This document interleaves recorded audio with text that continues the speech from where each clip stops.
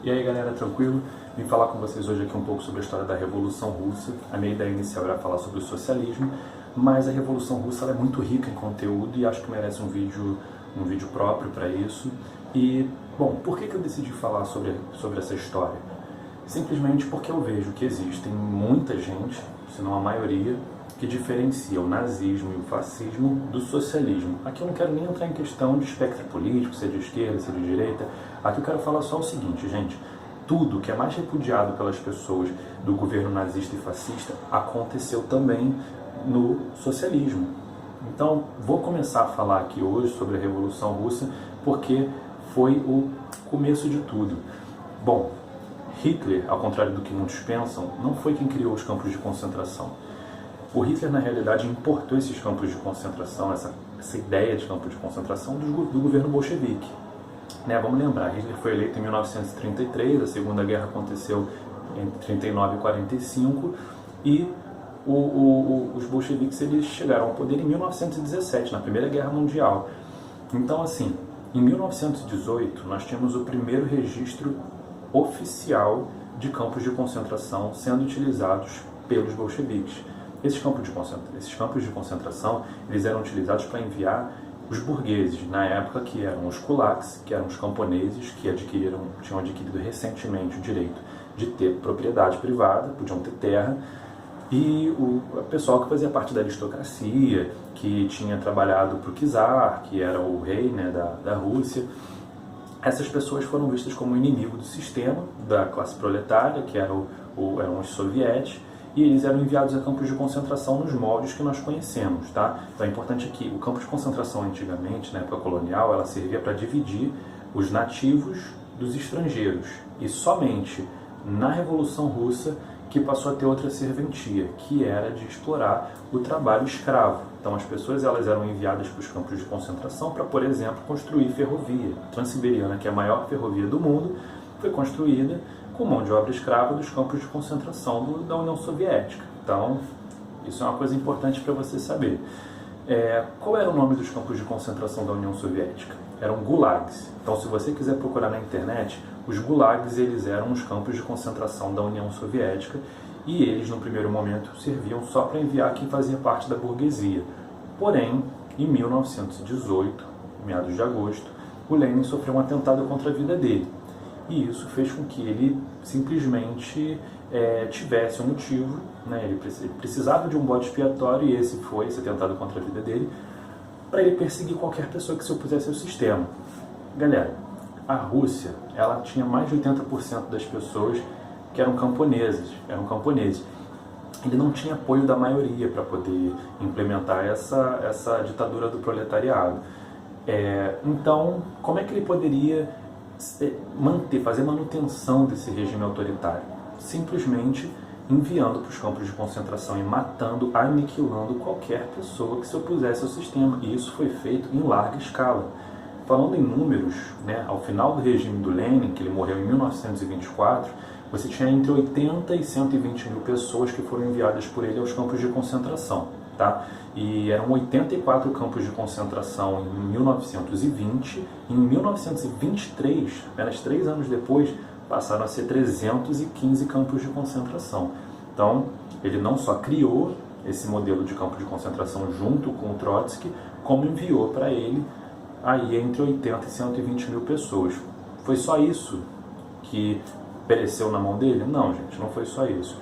Também, esse episódio todo, onde ele passou a perseguir todas as pessoas que se opusessem ao sistema, era conhecido como Terror Vermelho. Então, anotem isso, que é uma coisa importante para vocês saberem. O Terror Vermelho foi a perseguição promovida pelos bolcheviques a qualquer pessoa que se opusesse ao sistema. E eles foram enviados para campos de concentração ou foram fuzilados pelos pelotões de fuzilamento.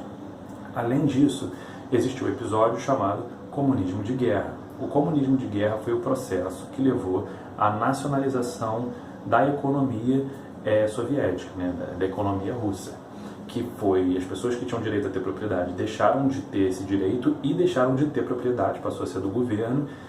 E não só isso, o dinheiro foi abolido, né, as pessoas voltaram a intercambiar os bens com escambo, você não tinha mais um meio universal de troca, que é o dinheiro, você tinha que trocar um bem pelo outro.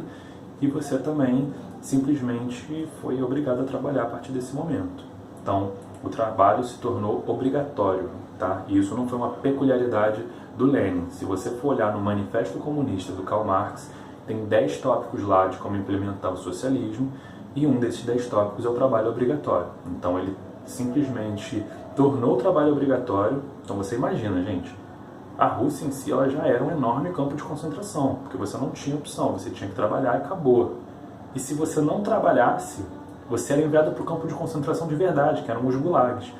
Então, a coisa era muito mais sinistra do que a gente pensa, né? O Hitler ele perseguia somente os judeus, os socialistas eles perseguiram qualquer pessoa.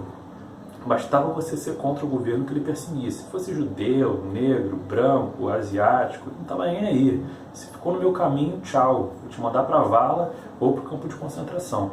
Então, primeiro ponto, o campo de concentração do nazismo era também utilizado no socialismo. Segundo ponto, as perseguições, as pessoas que se colocavam à frente, no meio do caminho, né, desse processo de ditadura, de um governo fascista, né, os camisas negras, eles simplesmente isso também era praticado em larga escala, tanto com o Exército Vermelho quanto com a Tcheca, que era a polícia secreta. Cara, a Tcheca foi pior do que a Gestapo. Foi pior do que a Gestapo, que era a polícia secreta do nazismo. As histórias sobre eles são bem cruéis. E mais uma questão que muita gente não sabe, mas o Hitler ele não foi o primeiro antissemita da história. Existiam outros países ali que perseguiam os judeus, inclusive o governo socialista promoveu os chamados pogroms. Os pogroms eles eram perseguições a grupos específicos e o Exército Vermelho durante um período perseguiu também os judeus. Então, a gente está falando aqui que tudo que você tinha no governo do Hitler e do Mussolini também tinha no governo do Lenin. E eles foram além. Se nós formos nos aprofundar aqui e falar sobre o Stalin conseguiu ser ainda mais cruel, usou como base toda essa ideia do Lenin e simplesmente piorou.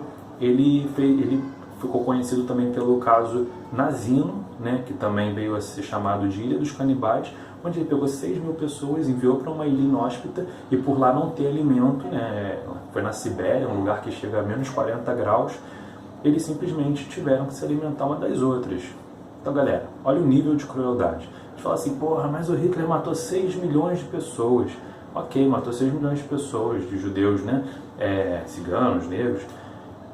E o socialismo matou, né, o Stalin particularmente, matou 6 milhões de pessoas somente no Holocausto Ucraniano. Foram 6 milhões de pessoas que morreram na mão do Stalin nesse Holocausto Ucraniano. 4 milhões de pessoas morreram na mão do Lenin, né? Entre 80 e 120 mil foram para campos de concentração, mas 4 milhões de pessoas morreram com o comunismo de guerra, onde ele nacionalizou toda a produção, tudo que era produzido, uma parte era separada para quem produziu, e aí o excedente era confiscado pelo Exército Vermelho, as pessoas morreram de fome, você teve uma morte generalizada de pessoas por fome, e galera, não consigo entender de verdade. Se você vê alguma dúvida ainda aí, alguma diferença, na verdade, entre o socialismo, o nazismo e o fascismo em questões de métodos, de políticas, eu estou curioso, eu gostaria de saber, porque para mim não tem. Campo de concentração todos tinham, perseguição a dissidentes todos tinham, holocausto, o socialismo promoveu, e cara, o nazismo matou 6 milhões e o socialismo, pelo que se sabe, está aí na faixa de uns 100 milhões de pessoas mortas. Então, cara, de verdade, não tem porquê as pessoas